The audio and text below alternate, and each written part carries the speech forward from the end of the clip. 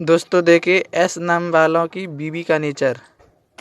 समझदार 80%, गुस्सा 90%, फिकर 75%, प्यार 100% और नखरे 100%।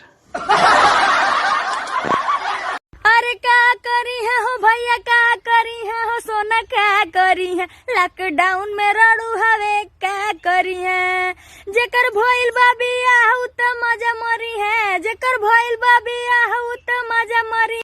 कुमार भैया के हम एगो सलाह दही बा कि शादी करे के बता वही कारला।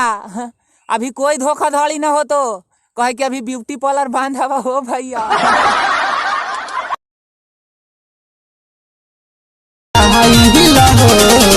फोन धराई तो हमरा बाबूजी पर अभी धरा रहा है, ले धर।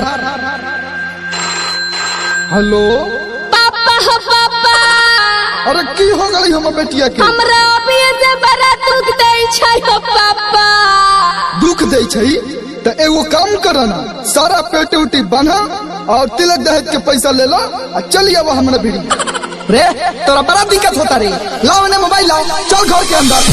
एक बाजी नहीं ठीक लागे इहाँ के रोहनिया हो, अभी ऐसे खराबे चाहे गेहूं के कटनिया हो। अरे क्या बताई भैया, कोरोना वायरस के चलते हम बर्बाद हो गए। अरे तोरो हो गलो का रे? ना भैया, लीले खाते गईले रहनी अपन लवर से, का भइल बता? पूछो नहीं कहीं वायरस कोरोना के डर से। तू जरूर कुछ किया होगा। सतनी तो हम से अलग भइल, बिना चुम्मा देले माला पर चल गइल, बिना चुम्मा देले जान हमर चल गइल। अगर बिहार से है तो आपके लिए बहुत अच्छा खुशखबरी। अगर 20 अप्रैल तक 27 जिला में कोरोना नहीं मिला तो लॉकडाउन रद्द कर दिया जाएगा। और मुझे आशा नहीं, पूरा विश्वास है कि 20 अप्रैल तक हम लोग का लॉकडाउन रद्द हो जाएगा।